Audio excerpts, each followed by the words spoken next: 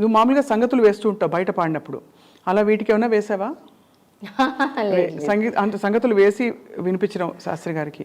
ఆహా లేదు, ఎప్పుడు ఆయన దగ్గర పాట యాజ్ ఇట్ ఈస్గానే పాడాను. మనసున మల్లెలో ఆయనకి బాగా ఇష్టం. అంటే భానుమతి గారిది బాగా లోవర్ ఆక్టేవ్లో పాడేవారు కదా, కొంచెం నేను దాన్ని నా శృతికి కొంచెం అన్వయించుకుని పాడేదాన్ని. సో అందుకని ఆయనకి ఇది న్యూగా ఉంది, ఆ పాట కొత్తగా ఉంది అని అనుకునేవారు. ఆ పాట మామూలుగా మనసున మల్లెల, ఇంకా మనసున మల్లెల మాలలుగెనే ఈ స్థాయిలో పాడితే, నేను మనసున మల్లెల మాలలుగెనే కన్నుల వెన్నెల డోలలుగెనే ఎంత హాయి ఈ రే నిండెనో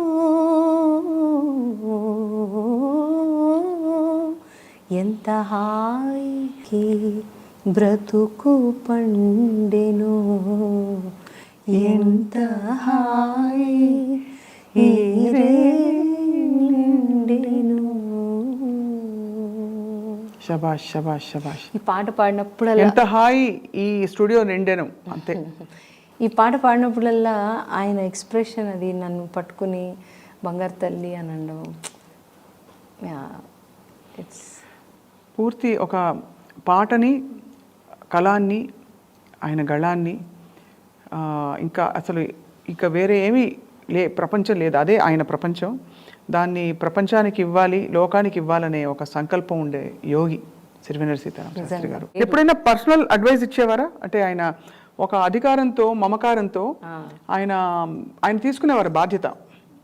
ఎలా నువ్వు పాడాలి, ఇంకా ఇలా చేయి, ఇలా చేయొద్దు. నాకు ఫోన్ చేసి చాలాసార్లు కొన్ని ఇంటర్వ్యూలు నేను ఏమన్నా చేసినప్పుడు, ఈ ఆలోచన కరెక్ట్ కాదు, నేను ఏకీభవించిన ఇంటర్వ్యూలో మాట్లాడిన వ్యక్తి గురించి అని కొన్ని సందర్భాలు అన్నారు.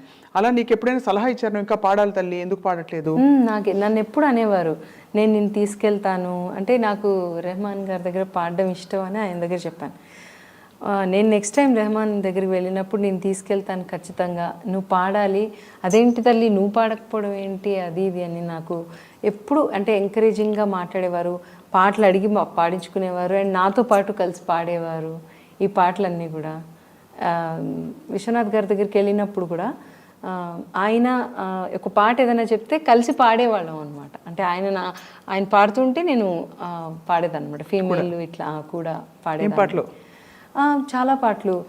సిగ్గు పూబంతి పాట, యాక్చువల్లీ ఆ రోజు విశ్వనాథ్ గారిది యానివర్సరీ ఉండింది, పెళ్లి రోజు ఉంటే అందరం కలిసి నుంచుని, నేను ఆ పిక్చర్ కూడా షేర్ చేస్తాను, అందరం కలిసి నుంచుని వాళ్ళిద్దరు భోజనం చేస్తుంటే పార్టీ అంతా అయిపోయాక ఓన్లీ మేము అందరమే ఉన్నప్పుడు పాడాము, అందరం కలిసి పాడాము ఆ పాట.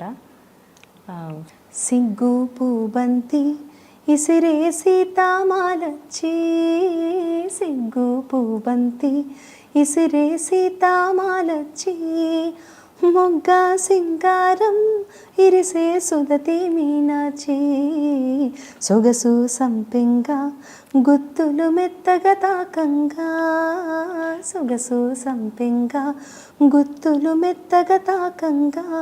కానీ ఒకటి ఉషా నాకు అర్థం కాంది, ఇప్పుడు అంత సన్నిహితంగా you are close to Shastri గారి ఫ్యామిలీకి చాలా దగ్గర కదా నువ్వు.